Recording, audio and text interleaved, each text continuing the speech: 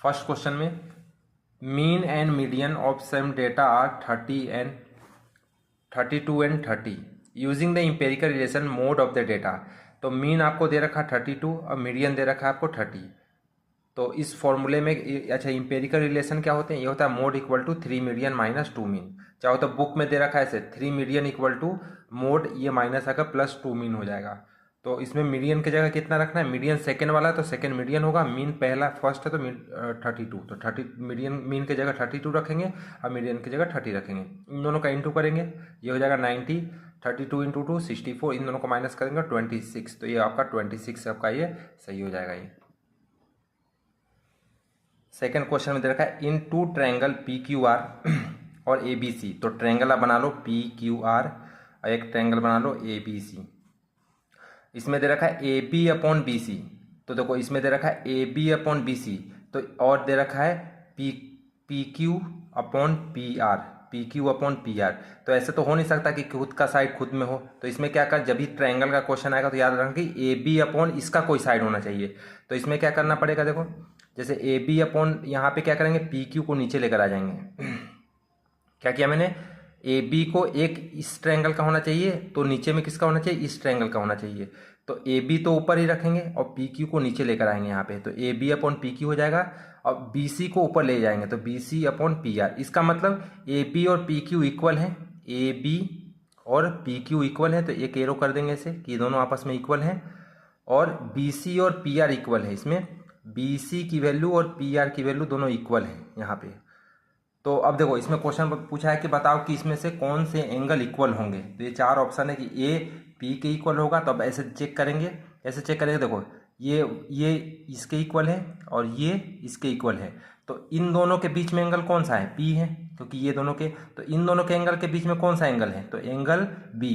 तो angle P equal to angle क्या हो जाएगा, बी। तो एंगल पी कहाँ पे, पी और बी आपस में कहाँ पे इक्वल है, देखो पी और बी ये रहा। तो ये ऑप्शन सही हो जाएगा।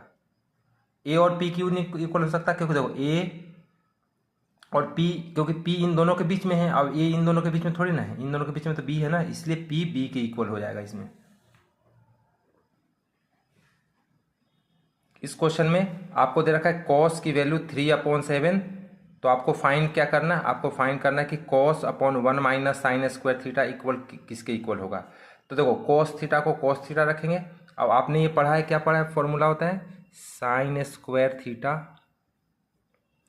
Plus cos square theta equal to 1 होते हैं। तो यहाँ से देखो इस साइन को इधर ले जाएंगे तो ये हो जाएगा cos square theta equal to 1 minus sine square theta, ये जाकर इधर हो जाएगा। तो यहाँ पे देखो 1 माइनस साइन स्क्वायर रखेंगे, कॉस स्क्वायर थीटा रखेंगे। तो यहाँ पे ऊपर में कॉस है, नीचे में कॉस स्क्वायर, तो ये कैंसिल हो जाएगा। यहाँ बचेगा 1 अपॉन कॉस थीटा बचेगा। तो अब देखो कॉस थीटा की वैल्यू यहाँ पे दे रखा ना 3/7, तो यहाँ पे रखेंगे 3/7। अब ये 7 ऊपर चला जाएगा क्योंकि ये 3/7, तो 7 यहाँ थोड़ी ना ये 7 ऊपर चला जाता है, तो इसका आंसर हो जाएगा 7/3, 7/3। इसको आप एक और तरीके से कर सकते हो, मगर वो लेंदी हो जाएगा। एमसीक्यू के लिए आपको ये याद रखना पड़ेगा। और कैसे कर सकते हो, जैसे कि कॉस क्या होते हैं, बेस अपॉन हाइपोटेनियस करके भी कर सकते हैं इसको, चाहे ऐसे भी कर सकते हैं। नेक्स्ट क्वेश्चन है इफ लाइन, ये एक लाइन का इक्वेशन दे रखा है, ये लाइन दे रखा है आर पैरेलल। तो आपने ये चैप्टर 3 का है linear pair of linear equation 2 variable का, जिसमें जब पैरेलल होता है ना तो अपन लिखते हैं A1/A2 B1/B2 और नॉट इक्वल टू C1/C2। ये होते हैं पैरेलल लाइन के, ठीक है। पैरेलल लाइन का क्या होता है, ये इसमें ये पैरेलल लाइन का एक और सबसे नाम जाने जाते हैं नो सॉल्यूशन। पैरेलल लाइन क्या होता है, नो सॉल्यूशन, जिसमें कोई सॉल्यूशन ना हो, नो सॉल्यूशन। तो A1/A2 B1/B2 not equal to C1/C2। अब इसमें A1 क्या है, तो देखो ये पहला लाइन है तो इस x को छोड़ के ये होता है A1, और यहाँ पे दूसरा लाइन है तो ये होता है A2। तो A1/A2 की जगह रखेंगे 3/2। और B1 क्या है, तो B1 देखो इस y को छोड़ कर ना B1 होते हैं 2m, और इसको y को छोड़ के 5, तो 5 नीचे रखेंगे, और equal to not equal to C1, C1 की वैल्यू 2 है। और अब देखो इसमें C1 की वैल्यू तो 2 है, अब इसमें गलत दे रखा है C, इसको इस साइड ले जाना पड़ेगा, इस साइड, क्योंकि ये C जो है ना इस साइड है, इसलिए इसको इधर ले जाना पड़ेगा। तो इधर आकर क्या हो जाएगा, ये 2x plus 5y equal to -1, मतलब इसको हमने किधर ले गया, इस साइड ले जाना पड़ता है। तो इसमें यहाँ पे रखेंगे C1 की वैल्यू 2 है और C2 की वैल्यू कितना हो जाएगा, -1। तो आप ये क्वेश्चन जब भी करना तो याद रखना कि ये जो C होना चाहिए इधर होना चाहिए, तो ये C इधर ही होना चाहिए, इधर नहीं होना चाहिए, क्योंकि यहाँ पे माइनस था तो इसीलिए हमने इसको इस साइड ले जाकर प्लस बना दिया इसको। तो अब यहाँ पे हमने रख दिया। अब बोला कि m की वैल्यू बताओ, इसमें से m की वैल्यू क्या होगा। तो इसमें निकालने के देखो एक m यहाँ पे अपना इन दोनों को इक्वल कर देंगे, इन दोनों को इक्वल करेंगे तो यहाँ से देखो ये दोनों इक्वल हैं, तो यहाँ पे लिखेंगे कि 2 × 2 ये हो जाएगा 4m और 5 3 जा 15, इस m इक्वल टू हो जाएगा 15/4। तो 15/4 कहाँ पे, ये ऑप्शन सही हो जाएगा ये। नेक्स्ट क्वेश्चन 5, ABC सिमिलर, इसका साइन का मतलब होता है सिमिलर, DEF, ABC और DEF आपस में सिमिलर है। सिमिलर का मतलब ये साइड इसके इक्वल है और ये साइड इसके इक्वल है और ये साइड इसके इक्वल है। तो और इसमें दे रखा है कि पेरीमीटर, इसका पेरीमीटर 32 है पहले का, और दूसरे का पेरीमीटर कितना है, 24 है। इसका पेरीमीटर 32, इसका पेरीमीटर 24। AB 10 है, AB 10 है। आपसे पूछा कि D बताओ कितना होगा। तो इसके करने के लिए क्या होता है, इसके ऐसे लिखेंगे, पेरीमीटर ऑफ फर्स्ट इसका ऊपर लिखेंगे, इसका पेरीमीटर नीचे लिखेंगे, और AB/D। इसको और भी लिख सकते हैं ऐसे, BC/EF भी हो सकता है इसमें, या फिर AC/DF भी हो सकता है। मगर इसमें तो अपने को देखो AB दिया है क्वेश्चन में कि 10 है, तो आपको ये निकालना है। तो perimeter of this triangle upon perimeter of this triangle equal to ये AB/D। AB की वैल्यू 10 और D ही अपने को फाइंड करना, फाइंड D किसके इक्वल होगा। तो पेरीमीटर किसके, पहले का दे रखा कितना 32, इसका दे रखा है 24, और इसमें से आपको दे रखा था, इसकी वैल्यू कितना दे रखा था, इसका AB की वैल्यू 10 दे रखा था, तो 10 रख दिया, और D अपने को निकालना है। तो इसमें कैसे क्रॉस मल्टीप्लाई कर देंगे, देखो इसमें 32 × D और 24 × 10, अब लास्ट में D इक्वल टू क्या हो जाएगा, 24/10 अपॉन में 32। अब इसको कट करेंगे, देखो 16 2 जा और 5 2 जा, ये कट गया। अब 16 इसको कट करेंगे, 8 2 जा 16, 8 3 जा 24, तो ये आ जाएगा कितना, इसको यहाँ से मल्टीप्लाई करेंगे, 5 3 जब 15/2, तो 15/2 इसका, 15/2 इसको डिवाइड करोगे तो कितना आ जाएगा 15, 7 2 जब 14 और 0.5, तो 7.5 इसका ऑप्शन हो जाएगा। नेक्स्ट क्वेश्चन है, the root of the equation, इसका रूट क्या होगा। The root of real and distinct होगा, no real root, real and equal होगा, रेशनल होगा। ऐसे ये भी बहुत इंपॉर्टेंट क्वेश्चन है। इसको करने के लिए बताना है कि रियल और इक्वल है क्या है, तो पहले अपने को निकालना पड़ता है कि इसको बोलते हैं डिस्क्रिमिनांट। D इक्वल टू, D का मतलब होता है डिस्क्रिमिनांट, B² - 4AC। अब B की वैल्यू कितना है, देखो 2√6, तो 2 यहाँ माइनस भी ले सकते थे, यहाँ पे माइनस लेने से क्या होगा, माइनस का स्क्वायर करेंगे तो प्लस में ही होगा ना, इसलिए माइनस नहीं रखे तो भी चलेगा इसमें। तो ये अपना A है, ये B है, ये C है, तो 2√6 का स्क्वायर करेंगे -4A, A की वैल्यू कितनी है 3 है और C की वैल्यू 2 है। यहाँ पे ये होता है A, ये B और ये C होते हैं, तो इस सब की वैल्यू यहाँ पे रख दिया, B की वैल्यू यहाँ पे रखा। अब देखो स्क्वायर कैसे करेंगे, 2 का स्क्वायर 4 होते हैं, 2 का स्क्वायर 4 और √6 का स्क्वायर 6 ही होते हैं, 6 का स्क्वायर √6 का स्क्वायर 6 ही होते हैं, तो 6 4 जा 24, 2 का स्क्वायर 4 और √6 का स्क्वायर 6, तो 6 4 जा 24 और इसको इंटू 24 0। जब डिस्क्रिमिनांट इक्वल आता है ना, तो इस समय में रियल और इक्वल रूट होते हैं। डिस्क्रिमिनांट जब 0 आता है तो रियल और इक्वल रूट होते हैं। जब डिस्क्रिमिनांट की वैल्यू ना, डिस्क्रिमिनांट यदि मान लो कि ग्रेटर देन 0 आएगा, मतलब कि ग्रेटर देन 0, तो उस समय होता है रियल एंड डिस्टिंक्ट होते हैं। और डिस्क्रिमिनांट जब लेस देन 0 आता है ना, तो इसमें होता है नो रियल रूट, मतलब डिस्क्रिमिनांट लेस देन 0 का मतलब नेगेटिव, -4 -8 इस तरीके से। और डिस्क्रिमिनांट ग्रेटर मतलब, ग्रेटर का मतलब जैसे 10 आएगा, 15 आएगा, 1 आएगा, तो 0 से बड़ा आएगा तो होता है उसमें रियल एंड डिस्टिंक्ट रूट। जब इक्वल 0 आएगा तो उस केस में रियल एंड इक्वल रूट हो जाएगा। नेक्स्ट क्वेश्चन, क्वेश्चन नंबर 7, आपको ये दे रखा है क्वेश्चन में, अब आपसे क्या इसमें पूछा जा रहा है, इसमें आपसे पूछा जा रहा है कि बताओ कि इसमें मीडियन क्लास क्या होगा। मीडियन नहीं फाइंड करना है, इसमें मीडियन क्लास बताने हैं, है ना। इस क्वेश्चन में द मीडियन क्लास क्या होगा, तो ये क्लास है, ये फ्रीक्वेंसी है। तो देखो क्लास को ऐसे लिख दो, ये जो क्लास दिया ना ये 10 40 ऐसे इस तरीके से इसको अरेंज करना नीचे में, और जो ये फ्रीक्वेंसी दिया है ना इसको यहाँ पे लिखो। तो सी ए अपने को क्या करना, मीडियन जब भी पूछे ना तो अब सी एफ निकालो। सी एफ कैसे निकालते हैं, 10 का 10, इन दोनों को प्लस करेंगे, इन दोनों को 22, फिर कैसे इन तीनों को प्लस करेंगे तो क्या आएगा 36, फिर इन चारों को प्लस करेंगे 49, फिर इन सबको प्लस करेंगे तो ये आ जाएगा 66। ना तो सबसे ऐसे याद करो, देखो पहला तो सेम लिखना है, फिर इन दोनों को प्लस करके यहाँ लिखना है, इन दोनों को प्लस करके 36 आएगा, 36 प्लस से 49 आएगा, और 49 प्लस 17 66 आएगा। तो ये होता है जो लास्ट में आता है ना वो ये होता है n, तो n/2 कर लो, हमेशा n/2 कर लेना। तो n/2 करेंगे तो क्या आएगा 66/2, तो ये आएगा 33। अब देखना 33 से इस CF में 33 से ग्रेटर नंबर कौन सा है, 33 से ग्रेटर नंबर देखो, 33 से ग्रेटर नंबर 36 है, ये रहा 33 से ग्रेटर कौन सा है 36। तो इसके सामने जो होगा ना ये इसको बोलते हैं फ्रीक्वेंसी बोलते हैं, और ये हो जाता है आपका क्लास, मीडियन क्लास इसको बोलते हैं। तो ये आ जाएगा मीडियन क्लास 60 to 80 हो जाएगा। तो इसका आंसर क्या आंसर 60 to 80, ठीक है। तो ये होता है मीडियन जब भी पूछेगा तो पहले CF निकालना है, ये लास्ट वाला n/2 होगा, इसको डिवाइड 33 से देखेंगे कौन सा 33 से ग्रेटर है, 22 तो स्मॉल, 36 ग्रेटर है, तो इसके सामने वाला ही ये हो जाएगा आपका मीडियन क्लास, ठीक है। अच्छा इसको जो बताओ कि कम्युलेटिव फ्रीक्वेंसी क्या होगा, तो इससे ये वाला जो सबसे ग्रेटर होता है, इससे जो ग्रेटर आता है ना उससे जो स्मॉल होता है वो होता है कम्युलेटिव फ्रीक्वेंसी होते हैं। Next question, a circle of radius 3, देखो एक सर्कल है, रेडियस 3 बना दिया। The distance between two parallel देखो ये टेंजेंट और टेंजेंट कैसा होगा, पैरेलल है। तो जब यहाँ तक ये रेडियस है तो ये भी तो रेडियस होगा ना, तो टोटल कितना हो जाएगा 6 हो जाएगा। क्वेश्चन नंबर 9, इसमें दे रखा आपको एक ट्रायंगल ABC, और एक और दे रखा ऊपर में ये रहा।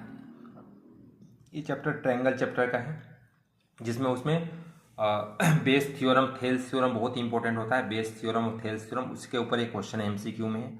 इसमें दे रखा आपका AD है 1.6, और आपका DB दे रखा है 4.8, ये रहा DB 4.8, AE दे रखा है 1.1, और EC दे रखा है, EC की वैल्यू 2.2। तो आपको ये बताना इसमें, अच्छा थेल्स थ्योरम पढ़ते तो क्या होता है, थेल्स थ्योरम ये होता है कि जब ये अपॉन ये और ये अपॉन ये करेंगे ना, देखो जैसे कि किया मैंने 1.6 और 4.8 और 1.1 इधर AE अपॉन EC, इसको बोलते हैं थेल्स थ्योरम। मतलब कि जब ये अपॉन ये और ये अपॉन ये करते हैं तो या तो BPT उसको बोलते हैं या तो थेल्स थ्योरम बोलते हैं। तो देखो ये कट जाएगा, ये पॉइंट से तो पॉइंट हट ही जाएगा क्योंकि एक के बाद पॉइंट है, यहाँ भी हट जाएगा। 11 2 जा 22 और 16 3 जा, तो ये दोनों क्या है 1/3 और यहाँ आया 1/2, ये दोनों इक्वल नहीं हो सकता। जब ये दोनों यदि इक्वल आ जाता ना, यदि ये दोनों इक्वल आ जाता तो ये लाइन इसके पैरेलल हो जाता। तो यदि ये दोनों आपस में इक्वल आता तो यहाँ पे, मगर ये दोनों इक्वल नहीं तो ऐसे लिखेंगे DE not parallel to BC। तो यहाँ देखो कहाँ पे है DE not parallel to BC, तो ये वाला DE not parallel to BC हो जाएगा। यदि ये दोनों, इसको बोलते हैं, इसको क्या बोलते हैं BPT थेल्स थ्योरम का ये कन्वर्स है। मतलब कि ये अपॉन ये हो जाए और ये अपॉन ये हो जाए ना, तो याद रखना कि ये आपस में पैरेलल, मगर यहाँ पे इक्वल नहीं है, इसलिए this is DE not parallel to BC, ठीक है। इसमें ऐसे ही पूछ सकता है कि ये 1.6 है 4.8, ये बोलेगा बताओ कि ये इसकी वैल्यू बताओ, ये दिया 2.2, तो फिर क्रॉस मल्टीप्लाई करके उस क्वेश्चन को सॉल्व करते हैं। आपको नेक्स्ट क्वेश्चन है 8 टर्म ऑफ AP 17, 8 टर्म कैसे लिखते हैं, A + 7D इक्वल टू 17 है। 14 टर्म को कैसे लिखेंगे, A + 13D इक्वल टू 29 है। तो आपसे बोला कि कॉमन डिफरेंस बताओ, AP चैप्टर का है ना। तो AP चैप्टर में जब ऐसे दिया था 8 टर्म, मतलब A + 7, एक कम करके लिखते हैं, तो A + 7D 17 है। 14 टर्म 29, 14 आपको ऐसे लिखेंगे A + 13D, है ना। 14 तो एक कम करके A + 13D। अब देखो ये है, ये प्लस में था तो माइनस लगा दिया, ये प्लस में है तो माइनस लगा दिया, ये प्लस में है तो ये माइनस लगा दिया। यहाँ पे ये कौन सा, इसको ये ए से ए कैंसिल हो जाएगा, यहाँ होगा 7 माइनस 13 तो आएगा -60, और 17 माइनस 29 तो आएगा -12, तो माइनस से माइनस कैंसिल, डी 12/6 हो जाएगा, तो 2 आंसर आ जाएगा। इसको यहाँ पे कौन सा मेथड किया, एलिमिनेशन मेथड, जो कि आपका लीनियर इक्वेशन 2 वेरिएबल में है।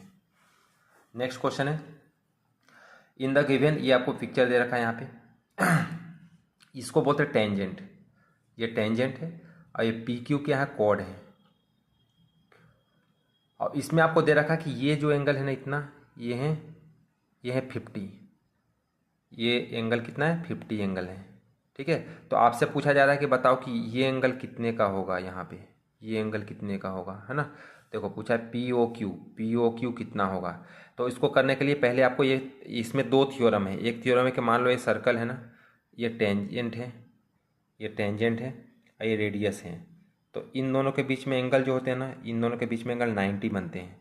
तो देखो इस वाले में यदि ये आपके पास है, ये 50 है, तो ये टोटल 19 होते हैं, तो मान लो कि 90 में से 50 माइनस करो तो 40 हो जाएगा। अब देखो ये रेडियस और ये रेडियस आपस में इक्वल है, तो किसी भी ट्रायंगल में यदि ये 2 साइड इक्वल होगा ना, तो ये हो जितना एंगल होगा वो भी सेम होगा। तो देखो यहाँ पे जैसे ये 90 में से 50 माइनस किया तो 40 आ गया। ये ट्रायंगल देखो ऐसा ही है ना, ये दोनों साइड क्योंकि रेडियस आपस में इक्वल होते हैं, तो ये 40 तो ये 40। अब आपको मालूम होना चाहिए कि एक ट्रायंगल में तीनों एंगल का सम कितने होते हैं, 180 होते हैं। तो ये 40 + 40 और ये 80, 180 से इसको माइनस कर लेंगे क्योंकि ट्रायंगल का सम 180 होते हैं, 80 माइनस करेंगे तो ये आ जाएगा 100, तो इसका 100 ऑप्शन सही हो जाएगा। चलो नेक्स्ट क्वेश्चन है 12, 2 dice are roll together. 2 dice को जब रोल करते हैं ना तो टोटल 36 का आउटकम आते हैं। एक डाइस रोल करते हैं तो 1 2 3 4 5 6 आते हैं, मगर जब 2 डाइस रोल करते हैं तो इसका आउटकम क्या होते हैं, देखो ऐसे लिखना पड़ता है 36 टाइम, 1 1 1 2 ऐसे 1 6, फिर 2 1 2 2 2 3 ऐसे 2 6, फिर 3 1 ऐसे लिखते हैं। तो इसमें आपसे पूछा गया कि the probability that sum of number that appear is 9। तो 2 डाइस फेंकते हैं तो पहली बात तो ये प्रोबेबिलिटी का चैप्टर टोटल 36 आउटकम आपको याद होना चाहिए, ठीक है। ये तो आपको याद होना चाहिए 1 1 1 2 1 3 1 4 1 5 1 6 2 1 2 2 2 3 2 4 2 6 तक, 3 1 3 ऐसे 6 6 तक जाते हैं। कहाँ तक जाते हैं, 6 6 तक। मगर इसमें आपसे क्वेश्चन में क्या पूछ रहा है, क्वेश्चन बोला कि the probability that the sum of number appear 9। तो 9 कैसे होगा, देखो एक 5 और 4 आएगा, 5 और 4 9 होता है, या फिर 4 और 5 भी आ सकता है। आप लिख के देखना है ना, लिख के देखोगे तो 5 4 जाएगा 9, 4 5, तो ये हो गया 2। अब और 9 कहाँ होगा, 6 3, या फिर तो 3 6 9 होगा। तो ये 9 इतना ही है ना। तो 5 4 9 होते हैं, 4 5 9 होते हैं, 6 3 9 होते हैं, 3 6 9, तो टोटल हो गया, ये इसको बोलते हैं आउटकम। तो आउटकम 4 और टोटल 36, तो 4 9 थे तो 1/9 इसका ये ऑप्शन सही है।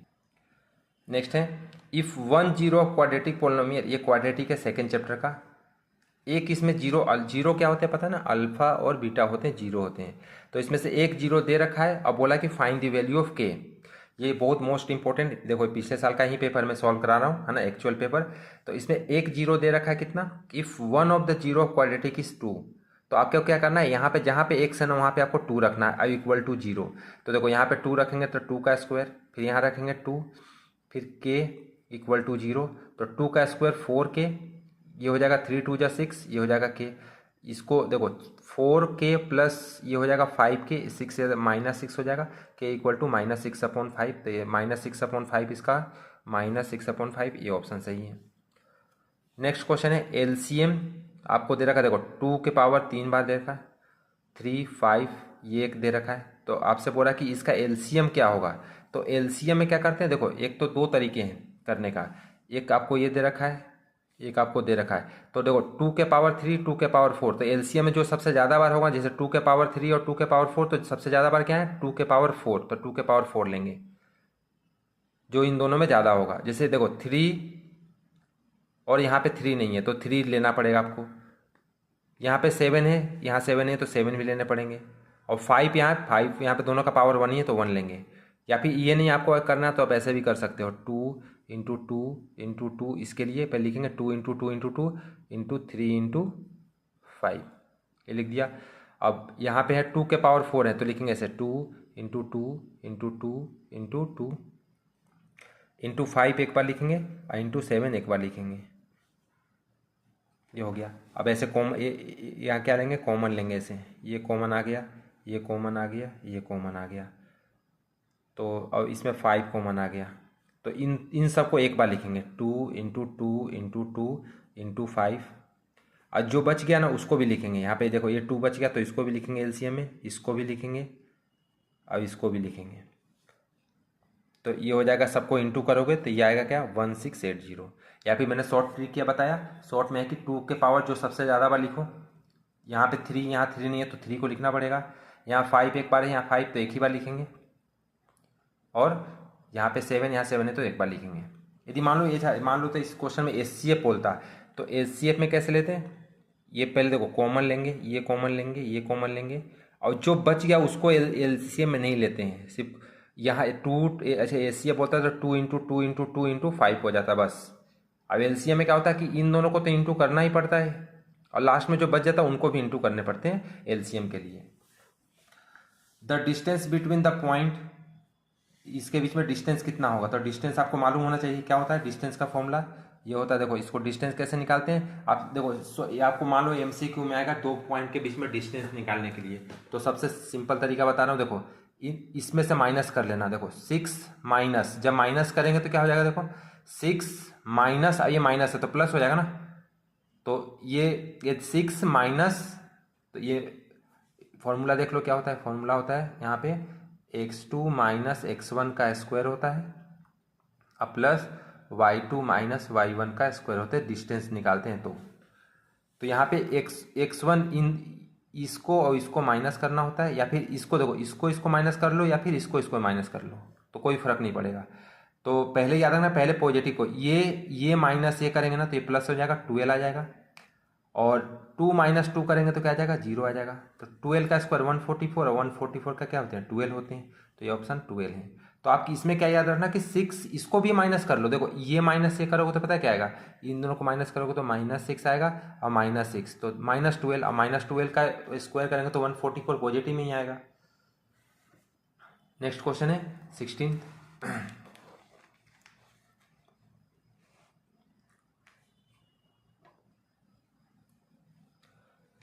नेक्स्ट 16 है, साइन थीटा दे रखा है a/b, आपको पूछा कि सेक थीटा बताओ। तो इसके लिए पहले आपको याद रखना पड़ेगा, देखो एक रूल याद रखना पड़ता है यहाँ पे,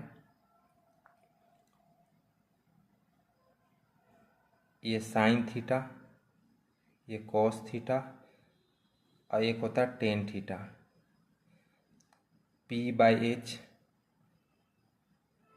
base/h, p/b। साइन थीटा होता है base up perpendicular upon hypotenuse, और कॉस होता है बेस अपॉन हाइपोटेनियस, और टेन होता है परपेंडिकुलर अपॉन बेस। साइन का अपोजिट होता है कॉसेक थीटा, कॉस का अपोजिट होता है सेक थीटा, और टेन का अपोजिट होता है कॉट थीटा। तो आपको इसीलिए एक ट्रायंगल बनाना पड़ेगा, और यहाँ पे थीटा, तो यहाँ देखो थीटा या तो यहाँ मान सकते हैं, यहाँ थीटा मान सकते हैं। यहाँ पे 90, आपको इस क्वेश्चन करने के लिए पहले क्या बनाना पड़ेगा, एक ट्रायंगल, यहाँ 90 बनाओ। ये थीटा, तो थीटा या तो यहाँ लिखो या तो यहाँ लिखो, जहाँ पे लिखोगे ना थीटा तो ये हो जाता है बेस, आपको याद रखना पड़ेगा। ये हो जाएगा बेस, और ये हो जाएगा परपेंडिकुलर, और ये हो जाएगा हाइपोटेनियस। तो जहाँ पे थीटा रहता है ना वो होता है बेस, आपको यही याद रखना पड़ेगा। जहाँ पे मान लो ए होता तो यहाँ पे अपन ए लिखते तो ये बेस होता। तो क्योंकि यहाँ पे साइन थीटा, थीटा का मतलब ये थीटा जहाँ होगा बेस होगा, तो ये बेस है, तो यहाँ लिख देता हूँ मैं बेस। ये है परपेंडिकुलर, ये है हाइपोटेनियस। तो ये पहले कर लेंगे। तो अब इसके बाद क्या है, देखो ये दिया भाई कि sine theta equal to a/b। Sine होता क्या है, ये होता है परपेंडिकुलर अपॉन हाइपोटेनियस, मतलब ये दिया आपको परपेंडिकुलर, अब ये हाइपोटेनियस की जगह b लिख देंगे, क्योंकि मैंने बोला था कि जहाँ थीटा होगा वो बेस होगा, और परपेंडिकुलर क्या है a। तो आपको हाइपोटेनियस दे रखा है, आपको परपेंडिकुलर दे रखा है, बेस कैसे निकालेंगे, तो बेस निकालने का तरीका है √b² माइनस a²। ये जब निकालना होगा तो b² माइनस a²। जब हाइपोटेनियस निकालना होगा तो पता है क्या करना पड़ता है, इन दोनों का स्क्वायर का सम करने होते हैं। तो ये आपका आ गया कि आपको ये दे रखा था a, परपेंडिकुलर दे रखा था, हाइपोटेनियस दे रखा था, ये निकाला कैसे, √b² हाइपोटेनियस माइनस ए करना है, इसको ये स्क्वायर का करना है। तो आपसे सेक बोला है, तो सेक कैसे लिखते हैं, सेक थीटा होता है हाइपोटेनियस अपॉन बेस होते हैं। कॉस होता है बी बाई एच, मगर इसमें बोला है कि सेक बताओ, तो हाइपोटेनियस अपॉन बेस, तो हाइपोटेनियस अपॉन बेस लिख दिया। हाइपोटेनियस देखो क्या है बी, और बेस क्या है रूट अंडर बी, तो B upon root under B square minus A square. तो कौन सा ऑप्शन देख लो, B upon B square minus A square, तो ये आपका ऑप्शन सही है। The sum of first 100 even natural number is, ये कौन सा एपी चैप्टर का है, क्या है सम ऑफ फर्स्ट, तो एस क्या बोला है सम ऑफ फर्स्ट 100, तो ऐसे लिखेंगे एस 100। तो एस एन का फॉर्मूला क्या होता है, sum of S N equal to N by two 2a plus N minus 1 D, ये फॉर्मूला होता है। तो यहाँ पे लगाएंगे S 100 equal to N, N तो अपना पता चल गया 100 बाई 2, अब ब्रैकेट में, और क्या बोला even natural number, natural number क्या होते हैं आपको, नेचुरल नंबर कौन सा यहाँ से स्टार्ट हो 1 2 3 4 5 6, ये नेचुरल नंबर। इसमें भी बोला कि इवन नेचुरल नंबर, तो इवन नेचुरल नंबर कौन सा है, ये 1 और 3 को हटा देंगे सबको, तो नेचुरल नंबर हो जाएगा 2 4 6 8 ऐसे हो जाएगा। तो इसमें ए किसको बोलते हैं, फर्स्ट टर्म को ए बोलते हैं, तो 2 इंटू ए मतलब 2 इंटू 2 प्लस एन माइनस 1 मतलब कि 100 माइनस 1 तो 99 आ जाएगा। और डी कैसे निकालते हैं, तो डी होता है 4 माइनस 2, डी निकालने के लिए क्या करते हैं, ये माइनस ए मतलब कि फॉर्मूला होता है A2 माइनस A1, तो 4 माइनस 2 क्या आ जाएगा 2 आ जाएगा, तो यहाँ 2 रख देंगे। अब यहाँ पे क्या करना है, देखो यहाँ से ये जो 2 से ये भी कटेगा, 2 से ये भी कटेगा, याद रखना कि जब भी ये वाला फॉर्मूला लगता है तो यहाँ से एक टर्म कटना चाहिए, यहाँ से एक टर्म कटना है, और नहीं आपको काटना है तो पहले इसको इंटू करो 4, इसको इंटू करो ये 198, इन दोनों को प्लस करो फिर 2 से डिवाइड कर दो, वैसे भी कर सकते हो, चाहे करने का तरीका अलग है। इसको पहले 50 से कट कर दो, इंटू करके प्लस करो। मैं इसमें सबसे आसान क्या है कि इसमें से कट गया 2, यहाँ से दोनों कट गया, यहाँ बचा 2, यहाँ बचा 99, तो 19 इसको प्लस करेंगे 101 आएगा, और 10 इंटू 1 101, और ये बच जाएगा 101 इंटू 00, तो कहाँ पे ऑप्शन है, ये ऑप्शन ये रहा। नेक्स्ट है 18th, the value of K which roots of the equation are real, real कब कब होते हैं, देखो ये एक फॉर्मूला है B square minus 4ac greater than 0 आ जाए तो रियल होते हैं, या तो B square minus 4ac equal to 0 आ जाए तो रियल होते हैं। यदि B square minus 4ac less than 0 आते हैं ना तो नो रियल रूट होते हैं। तो आपको तो ये देखना है ये और ये कहाँ पे हैं, तो ये और ये तो देखो यहाँ पे भी हैं, मतलब ग्रेटर देन इक्वल टू यहाँ भी है, यहाँ भी है, यहाँ भी है, नहीं यहाँ पे ऐसा है, ये ऑप्शन है। अब ये ऑप्शन तो क्या कौन सा ये वाला आ रहा है ना, तो ये तो ऐसी ऑप्शन गलत हो गया, इन दोनों में कौन सा ऑप्शन, तो आप पहले बी स्क्वायर माइनस 4ac निकाल लो, तो बी स्क्वायर बी की वैल्यू यहाँ से रखो, किस बी क्या होगा, इसको छोड़ के बी ये ए है, ए यहाँ पे 1 है, बी 4 है और सी के है, तो बी की वैल्यू 4, तो 4 का स्क्वायर माइनस 4 ए की जगह रखो 1 और सी की जगह रखो के इक्वल टू 0, तो ये हो जाएगा 4 का स्क्वायर 16, ये हो जाएगा 4k, ये 16 4k को इधर लाएंगे तो 16 इक्वल टू 4k, तो k की वैल्यू कितना आ जाएगा, k की वैल्यू हो जाएगा 4 तो k की वैल्यू 4, तो 4 कौन सा हो जाएगा, देखो 4 वाला ये ऑप्शन सही है, k greater than equal to क्या होगा 4 होगा, इन दोनों ऑप्शन में से ये सही, क्योंकि -4 नहीं आना प्लस इसलिए। अब यही इधर क्यों, क्योंकि जब ये ग्रेटर और इक्वल टू होता है तब होता है रियल होते हैं, दोनों केस इन दोनों केस में रियल होते हैं। अब इसमें तो रियल और इक्वल होते हैं, इसमें रियल और अनइक्वल होते हैं, इसमें नो रियल रूट होते हैं, तो आपका ये ऑप्शन सही है। नेक्स्ट क्वेश्चन है एसर्शन और रीजन का आते हैं 19 और 20 आपके बोर्ड में, ये दो क्वेश्चन एसर्शन और रीजन होते हैं। तो देखो इसको आपको दिया रहेगा है ना, इसके लिए आपको 4 यहाँ दिया रहेगा कि बताओ कि इसमें चारों में से कौन से, पहला आता कि एसर्शन और रीजन दोनों ट्रू हैं और जो आर है ना वो करेक्ट एक्सप्लेनेशन ऑफ ए है। Both assertion and reason are true but R is not correct explanation of A. Assertion is true but reason is false. D है assertion is false but reason is true. तो इस question करने के लिए अपन करते हैं इसको। क्वेश्चन नंबर 19 है When two coin are tossed, two coin का क्या क्या होते हैं, एच होते हैं, या तो टेल आते हैं, तो हेड टेल या फिर tail head. What is the probability of getting no tail, मतलब कि what is the probability of getting no tail, जिसमें टेल ना हो। तो देखो नो टेल, इस यही एक ही ऑप्शन तो है जिसमें टेल नहीं है, no tail. What is the probability of getting no tail, मतलब जिसमें टेल ना हो। तो टेल देखो इसमें है, इसमें है, इसमें है, ये नहीं है, तो इसका आंसर है 1/4। तो ये तो सही है 1/4। और सेकंड क्या बोला है, द प्रोबेबिलिटी, जो प्रोबेबिलिटी इवेंट होते हैं क्या यही इसके बीच में लाई करता है। देखो इसको डिवाइड करोगे ना 1/4 को, 4 को डिवाइड करते हैं, देखो 0, 4 2 जा 8, 4 5 जा 0.25। तो जो प्रोबेबिलिटी अपना आता है ना, जो आंसर आता है ना, 1 और 0 से तो बड़ा होना चाहिए और 1 से छोटा होना चाहिए। देखो तो यह है 0.25, मतलब 0 से बड़ा है और 1 से छोटा है। तो इसका मतलब क्या है, ये असर्शन तो ट्रू है ही और रीजन भी ट्रू है। अब ये इसका करेक्ट एक्सप्लेनेशन है, क्योंकि इसका जो प्रोबेबिलिटी है इन दोनों के बीच में है। तो कौन सा हो जाएगा आपका, ये ऑप्शन क्या हो जाएगा, assertion and reason both are true and reason is correct explanation of, ये हो जाएगा। ठीक है, अब क्वेश्चन नंबर 20 देखते हैं।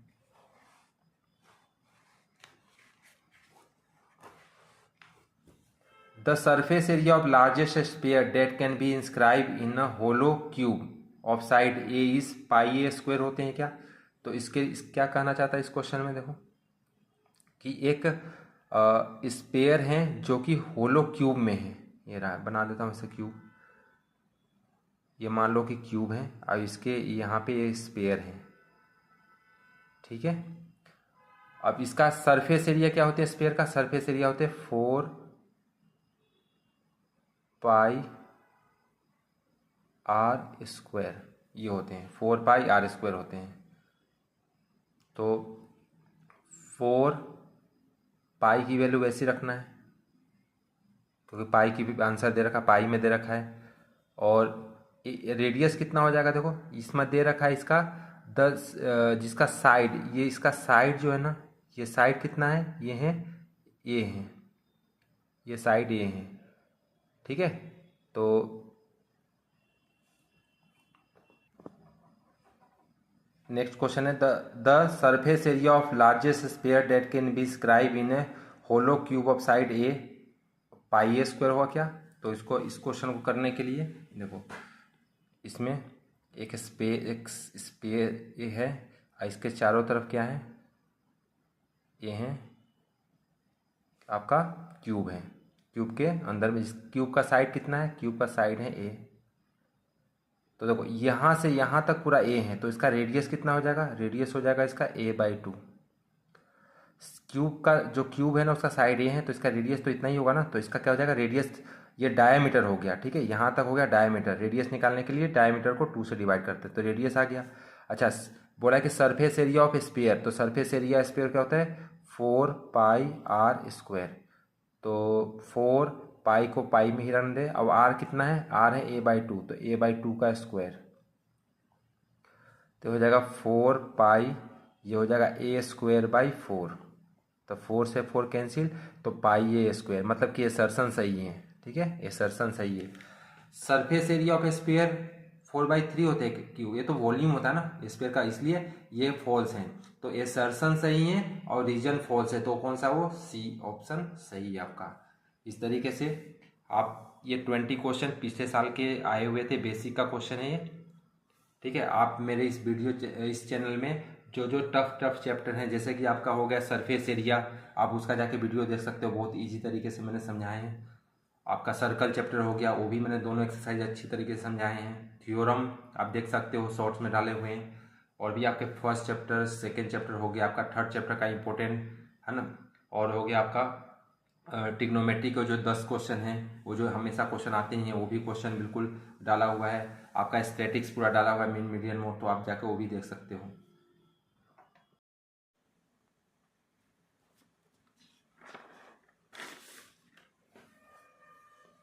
ये first question, HCF LCM for the number 40 and 30। तो 40 और 30 का LCM इंटू HCF क्या होगा। तो पहले 40 का इस तरीके से निकालना है और 30 का भी निकालना है। इसको प्राइम फैक्टर बोलते हैं, इसको प्राइम नंबर से इसको फैक्टर करने पड़ते हैं। फिर इस 40 को ऐसे लिखना है, फिर 30 को इस तरीके से लिखना है, मतलब 2 × 3 × 5। फिर इसमें क्या होता है कि दोनों में कॉमन जो है, यहाँ 2 है, यहाँ 5 है, तो 2 × 5 ये हो जाएगा 10, ये हो जाएगा HCF, जो हाईएस्ट इसको बोलते हैं कॉमन फैक्टर। और एलसीएम में क्या होता है, एलसीएम देखो, एलसीएम में इसको तो लेते ही हैं 2 और 5 को, 2 और 5 को, और इसके साथ जो ये पेयर नहीं बन पाते ना इसको भी लेना पड़ता है, ये जैसे 2 2 3 तो 120। अब ये बोला गया था बताओ इन दोनों का एलसीएम इंटू एचसीएफ कितना होगा, तो इसका आया ये, इसका आया कितना, यहाँ पे 120 आया, इन दोनों को इंटू करेंगे 10 इंटू 120 तो कितना हो जाएगा, ये हो जाएगा 1200 इसका। अब दोनों का इंटू करना, इसका एलसीएम कितना आएगा 120 इंटू 10 तो कितना आ जाएगा 1200। ये फर्स्ट क्वेश्चन है। Second question, the root of quadratic equation, इसका रूट क्या होगा, रूट का मतलब होता है अल्फा और बीटा। तो ये दिया हुआ है x² प्लस 3x माइनस 10, तो इसमें कैसे इसको ब्रेक करना होता है, इस मिडिल को जब भी रूट निकालना होता है तो इसको मिडिल टर्म से ब्रेक करते हैं। तो इसको कैसे 5 माइनस 2, तो यदि 5 में से 2 माइनस कर देंगे तो कितना आ जाएगा 3, और 5 2 जा 10, इन दोनों का जैसे इसका कॉफी यहाँ पे a और इस दोनों को मल्टीप्लाई करेंगे तो कितना आएगा, इन दोनों को मल्टीप्लाई तो -10, इन दोनों को इंटू करेंगे तो -10 आना चाहिए, 5 और माइनस करेंगे तो +3 आ जाए। यहाँ पे साइन बहुत इंपॉर्टेंट होता है, यदि प्लस, क्योंकि प्लस नहीं यहाँ माइनस कर दिए तो -3 आ जाएगा यहाँ पे, तो यहाँ पे क्योंकि +3 है इसलिए +5 - 2 तो +3 आ जाएगा। तो इस तरीके से इसके बाद क्या करना होता है, इन दोनों में कॉमन लेने होते हैं, इन दोनों में कॉमन क्या आएगा x, यहाँ पे क्या बचेगा x, यहाँ बचेगा 5, इन दोनों में कॉमन क्या आएगा, देखो माइनस माइनस कॉमन है 2 ले लिया, यहाँ क्या बचेगा x और यहाँ बचेगा 5, ये प्लस क्यों, क्योंकि माइनस इसका बाहर आ गया तो प्लस बचेगा। अब इसके बाद क्या करना है, x - 2 लिखना है, x + 5 को यहाँ लिखना है, तो यहाँ से इसका x - 2 है तो इसका 2 आ जाएगा, x + 5 है तो -5 आए, प्लस माइनस में हो जाता है और माइनस प्लस में हो जाता है, तो 2, -5, 2, -5 कहाँ पे है देखो, 2, -5, तो ये ऑप्शन है कौन सा, बी ऑप्शन है। क्वेश्चन 4, मीन एंड मोड, ये जब ऐसे क्वेश्चन आता है कि मीन दिया है 28 और मोड दिया है 16, तो mode equal to 3 median - 2 mean formula लगाना है। यहाँ पे क्या दिया मीन, तो मीन की जगह रखेंगे 28, पहला 28 रखना है यहाँ पे, और क्या दे रखा मोड, मोड की जगह 16, इन दोनों को इंटू करके, ये इंटू करके कितना आएगा 56, तो ये माइनस जाके इसमें प्लस हो जाएगा 16 में, तो 56 + 16 ये आ जाएगा कितना, इन दोनों को प्लस करके और फिर लास्ट में इसको 3 से डिवाइड कर दो, तो ये 72, इसको डिवाइड करो 24, तो इसका क्या हो जाएगा 24। नेक्स्ट क्वेश्चन है 5, अ डाइस रोल वंस, एक डाइस को एक बार फेंका गया, तो एक बार फेंकते तो क्या आता है, ये आते 1 2 3 4 5 6 आते हैं, टोटल 6 आउटकम, 2 डाइस को फेंकते तो कितना 36 का आउटकम आते हैं, 1 1 1 2 1 3, ये भी इंपॉर्टेंट है। तो एक डाइस को फेंका गया तो 1 2 3 4 5 6, इसमें क्या बोला, what is the probability of getting an odd prime number, prime number कौन कौन से होते हैं 2 3 और 5, ये प्राइम नंबर यहाँ पे है, मगर इसमें ऑड प्राइम नंबर, तो ऑड में होगा 3 और 5, तो 2/6 तो 1/3, तो 1/3 ऑप्शन सही है। अब इसके बाद नेक्स्ट क्वेश्चन है 6 question, the area of sector, area of sector, area of sector क्या होता है, एरिया ऑफ सेक्टर का फॉर्मूला आपको आना चाहिए। एरिया ऑफ सेक्टर क्या होता है, एरिया ऑफ सेक्टर किसको बोलते हैं, ये रहा, ये सर्कल में होता है एरिया ऑफ सेक्टर, जिसके 2 रेडियस होते हैं यहाँ पे, और यहाँ पे एंगल थीटा बनता है।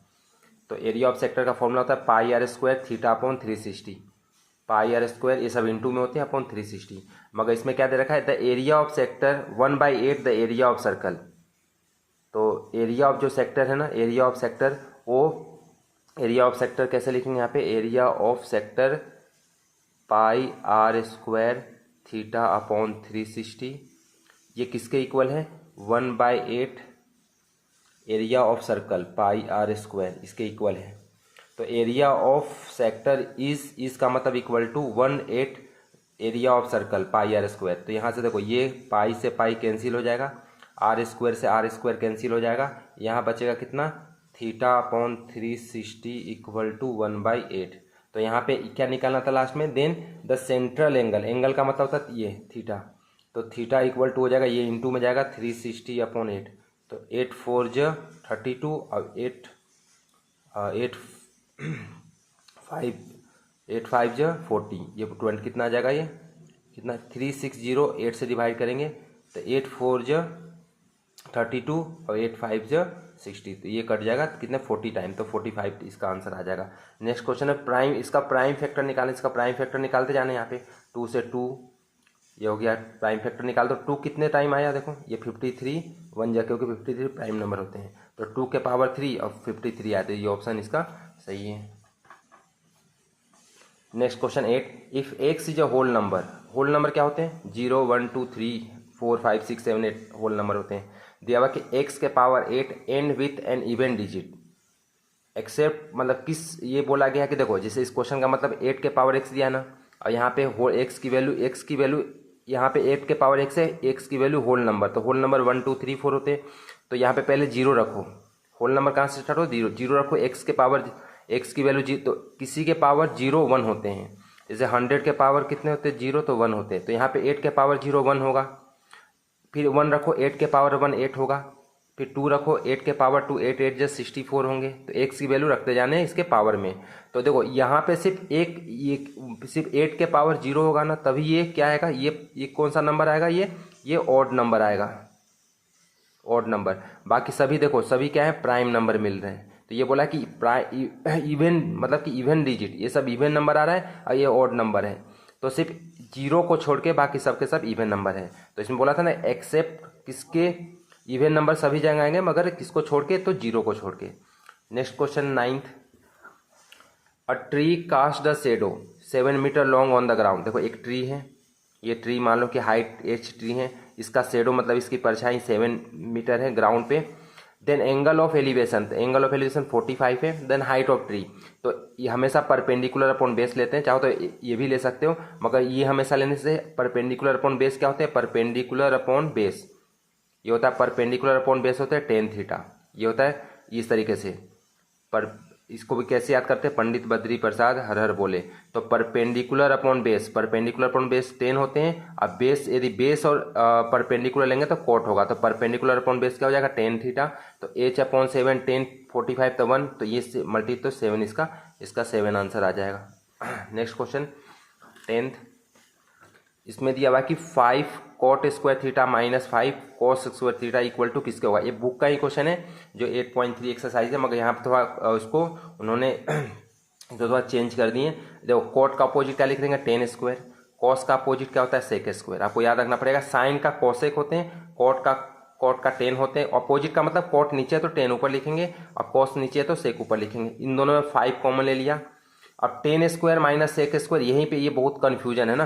पहले आप फॉर्मूला लिखो, देखो ये फॉर्मूला था 1 + tan square equal to sec square, मगर अपने को यहाँ पे क्या करना है, देखो ये टेन स्क्वायर माइनस सेक, तो ये 10 तो प्लस में है, और इसको इधर लाना है, तो इसको इधर ले जाएंगे, तो इसको 1 को इधर ले जाना पड़ेगा फिर, क्योंकि टेन स्क्वायर माइनस सेक तभी तो आएगा। तो ये हो जाएगा -1, तो यहाँ पे -1 रखेंगे तो क्या जाएगा इसका -5। यदि आप इसको 5 देख के टिक कर दोगे तो गलत हो जाएगा। यहाँ पे देखना फॉर्मूले के अकॉर्डिंग क्या होगा, ये इंपॉर्टेंट क्वेश्चन है। नेक्स्ट क्वेश्चन है 11, if tan square theta equal to 3, तो इसमें बताना कि थीटा की वैल्यू, टेन स्क्वायर 3 दिया है तो इसको स्क्वायर रूट में तो √3 आ जाएगा। तो √3 किसकी वैल्यू होती है, तो 10 √3 होते हैं, 60 डिग्री की हो गया ये। नेक्स्ट क्वेश्चन है the length of arc of circle with radius 12।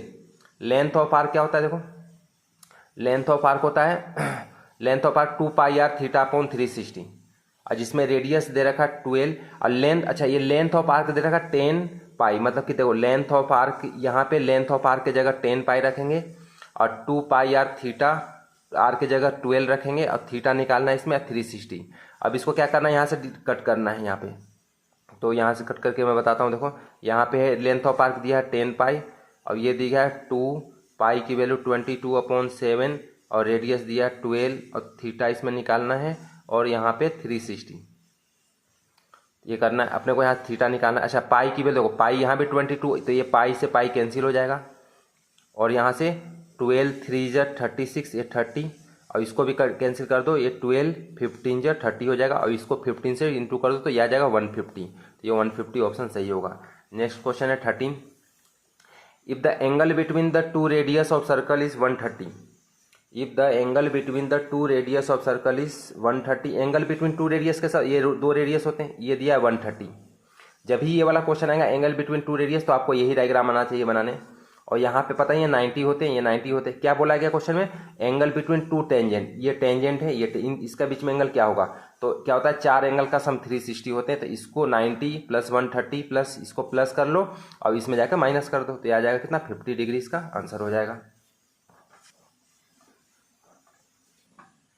Next question 14, find the discriminant of the quadratic equation. इसका डिस्क्रिमिनेंट क्या होगा, डिस्क्रिमिनेंट होता है b² - 4ac। इसमें a है 1, b है -4 और c है 3। तो -4 का स्क्वायर -4AC रख दिया इसमें, ABC की वैल्यू यहाँ से रख दो। 4 का स्क्वायर 16, माइनस का प्लस हो जाते हैं स्क्वायर है तो, और इन दोनों को 12, तो ये आएगा 4। जब ये जब D की वैल्यू पॉजिटिव में आते हैं तो ये होते हैं real and unequal root, real and unequal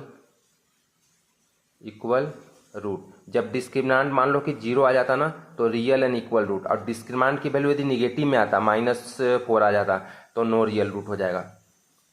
next question है 15, the mid point of line segment. Mid point, जब भी देखो ये क्वेश्चन पूछेगा मिड पॉइंट क्या होते हैं, तो इन दोनों को प्लस करना है, -2 और -6, तो ये हो जाएगा -8, -6 और -2 को प्लस करेंगे तो क्या होगा -8 होगा, अपॉन 2 से डिवाइड कर देना तो ये हो जाएगा कितना -4, ये रहा -4 आ गया।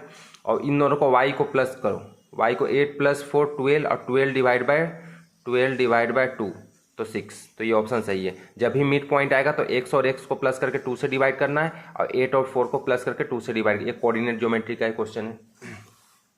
नेक्स्ट क्वेश्चन है 16 में दिया हुआ है कि AP and AQ are tangent, AP और AQ टेंजेंट है, जिसका ये 2 और 2 दिया है, या 90 दे रखा है। आपको ये मालूम होना चाहिए कि ये टेंजेंट और रेडियस के बीच में 90 होते हैं, ये 90 होता है। तो इसमें और यहाँ पे बोला ना कि ये देखो इन जो टेंजेंट है ना ये 90 डिग्री बना रहा है ये। इफ लेंथ ऑफ टेंजेंट, ये 2 है ये भी 2 है, रेडियस क्या होंगे, तो इसका रेडियस बताओ। देखो जैसे देखो ये भी 90 हो गया, ये भी 90 हो गया, ये भी 90 हो गया, ये साइड इसके इक्वल हो गया, इसका मतलब क्या दिख रहा है, ये स्क्वायर है, तो इसका रेडियस भी कितना हो जाएगा, 2 इसका हो जाएगा। नेक्स्ट क्वेश्चन 17 जो कि ट्रायंगल चैप्टर से है। ABC, ये रहा ABC एक ट्रायंगल है, एक बना लो ABC एक ट्रायंगल है, एक ट्रायंगल DEF है, DEF एक ट्रायंगल है जिसमें A 55 है, A 55 है, जो E है ना वो 45 है, ये 45 है। और आपसे पूछा जा रहा है C बताओ कितना होगा, A है 55 और E है 45। तो देखो ये यदि A 55 है ना, तो क्योंकि दोनों सिमिलर हैं तो ये 55 है तो ये भी 55 ही होगा, ये 45 है तो ये भी 45 होगा। तो बताओ इसमें क्या पूछा था, C बताओ। तो इसमें C कितना हो जाएगा, जब ये 55 तो ये 55, ये 45 तो ये 45, अब C कितना होगा, C के इक्वल ही होगा। तो इसमें से इन दोनों को प्लस करो, तो 55 + 45, 5 5 10 कैरी 1, ये 100, तो 180 से 100 माइनस करो कितना आएगा, 80 आ जाएगा ये। नेक्स्ट है 18, दिया हुआ है कि ये कौन सा, ये आपका ट्रायंगल चैप्टर का, देखो ये दिया 2x, ये दिया 4, ये दिया x + 2 और 3, x की वैल्यू निकालना है। तो कैसे रखेंगे, AD/DB और AE/ इसको बोलते हैं मिड पॉइंट, थेल्स थ्योरम बोलते हैं इसको, या BPT थ्योरम बोलते हैं, EC क्या बोलते हैं इसको, थेल्स थ्योरम या BPT। तो ये हो जाएगा 2x/4, x + 2/3, इसको क्रॉस मल्टीप्लाई करेंगे 6x, ये हो जाएगा 4x + 4 2 = 8, इसको इधर लाएंगे 2x = 8, x = 4। नेक्स्ट 19 एसर्शन और रीजन वाले, the probability of getting a number 8 on the rolling die is 0। बताओ जब डाइस को फेंकेंगे 1 2 3 4 5 6 ही आते हैं ना, 8 थोड़ी आते हैं। तो एक डाइस को फेंकेंगे तो कभी 8 नहीं आता, तो क्या 0 है, तो ये सही है, मतलब ये एसर्शन इसका सही है। The probability of impossible event 0 होते हैं, तो हाँ impossible probability of impossible event का 0 होते हैं, इसका मतलब क्या हुआ, ये भी सही है, ये भी, इसका करेक्ट एक्सप्लेन, मतलब ए ऑप्शन वाला सही है। नेक्स्ट है कॉमन डिफरेंस, इसका कॉमन डिफरेंस कैसे निकालते हैं, A2 - A1 करते हैं। कॉमन डिफरेंस कैसे, A2 1 - 5 तो ये आ जाएगा -4, ठीक है, ये आ गया -4। अब क्या दिया हुआ इसका, एसर्शन तो सही है, नहीं इसका क्या दिया हुआ कि इसका क्या हो गया, ये एसर्शन इसका फॉल्स हो गया, क्योंकि -4 आना चाहिए था, तो एसर्शन फॉल्स है। तो एसर्शन फॉल्स किस में, देखो एसर्शन फॉल्स जब ये वाला कंडीशन आ जाए एसर्शन फॉल्स है तो हमेशा समझना कि रीजन तो ट्रू होगा ही, है ना। एसर्शन यदि फॉल्स है तो रीजन, यही ऑप्शन बचता है इसमें, क्योंकि ये ऑप्शन तो ऐसी रॉन्ग हो गया, ये वाला ऐसे रॉन्ग है, एसर्शन ही इसमें ट्रू है, इसमें एसर्शन फॉल्स है, तो ये इसका सही है। ये आपके 20 क्वेश्चन है जो प्रीवियस ईयर के।